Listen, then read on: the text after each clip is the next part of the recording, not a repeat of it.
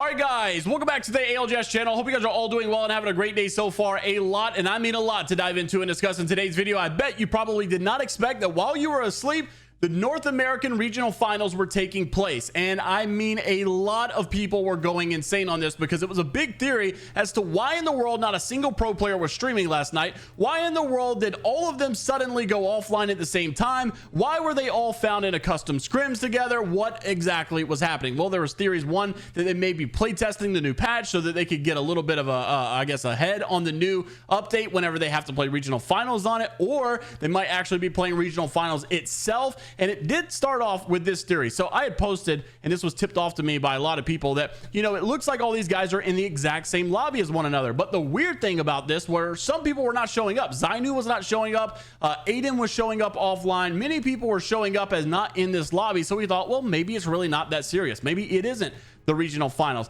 Then you had Nasty coming on to say that it's actually not the regional finals being played right now. It's just the EA hosted scrims to see if there's any, you know, sus activity. Well, that wasn't the case at all, because it wasn't long after until we got this coming from the Apex Legends status website, an official scoreboard that they were hosting, and they forgot to unlink it so that we couldn't see the score that were going on. So let's dive into exactly what happened and which teams qualified, which team won, and which team's going to be making it to land. So if you haven't found out by now, yes, TSM was able to take the W. Big win out of them, and those guys played phenomenal, I'm sure. Obviously, we didn't get to watch the whole thing, and I'm hoping that we get some VODs out of it. Maybe they recorded it all, but TSM taking the dub for the night. Now, what's weird about this graphic is you'll see these scores right here on the total score is accurate. However, these games are not 100% accurate because there are two other games. You may look at these things and say, well, that doesn't add up. The two other games that are pulling from are actually from the previous week that they had as well. So unfortunate stuff for them, and I really hope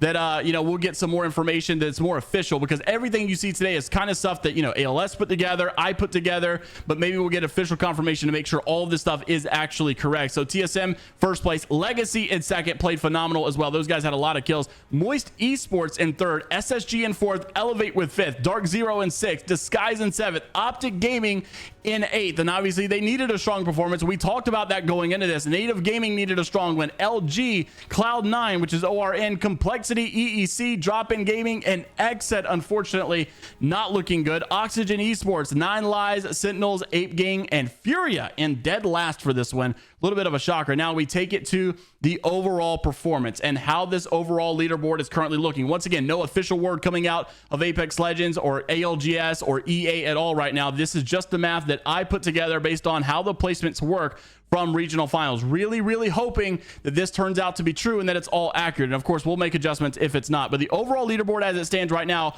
would actually be Dark Zero, Moist, TSM, Legacy, DSG, E8, SSG, LG, Complexity, Furia, C9, OXG, and some of these may be off if there's a tiebreaker. I don't believe we actually have any ties, but I was noticing it was not calculating correctly. But the teams that did not make land would be Xset, Optic Gaming, DIG, Native, EEC, Sentinels, Nine Lies, and Ape Gang. Unfortunate stuff from them overall, and very upsetting season for Xset and Optic Gaming. I know those guys were really trying to get back into the Split 1 playoffs, and for them to not show up at LAN, it really makes me worry. We obviously saw that Optic Gaming apparently was talking about on some Twitch clips not long ago that the team wasn't really feeling each other, and I think Skittle Cakes had basically said they were going through some issues, and it sucks, man. It really does suck, but this is the result that you get in competitive esports, though, unfortunately. Now, also wanted to mention some roster updates and roster drama going on in the scene as well. So shortly after, or actually before all of these North American regional finals were going on, you did get some of these teams that were in Pro League, sadly did not make Pro League again and did not make regional finals again.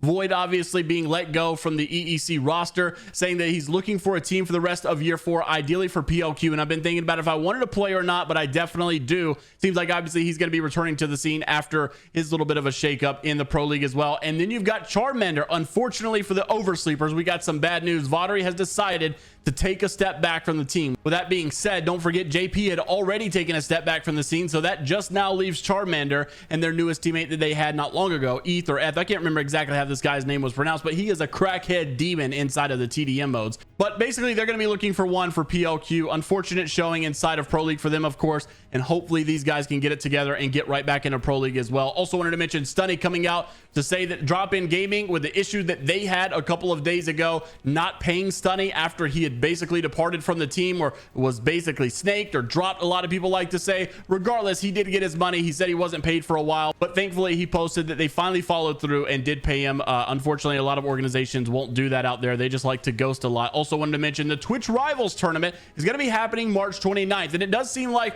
they are promoting this well enough that maybe it seems like their game is safe again. I couldn't imagine that they would continue to go on with this if there wasn't a sense of if there wasn't a sense of security here. So just wanted to mention that. So stay tuned. Pretty soon they will have your good old talents as well with Tiff, Stella, and Rain Day as well. Also wanted to mention, not only did we have the Minus Tippo tweet earlier talking about how people didn't sign up for scrims. I thought that was crazy, just because he knew that regional finals was going on. I think it was a bunch of smoke and mirrors. But you also had an announcement saying that they would be having this week and a big meeting that would be taking place this week, and I wonder if it's got anything to do with Realm. It looks like Realm League could be coming back, which I think is a big W, because in general this was a very nice sense of content to have during the off season when there wasn't much going on. I would be interested to see if Oversight decides to team up with Realm to make this happen, and hopefully we can get it back, because I just think it's good competition. It's really good to meet new people and find new teammates, but it's also just going to be some good content to watch and indulge in as well. Also, Exo Scrims being another organization getting in on this prize as well. $20,000 prize pool for their scrims.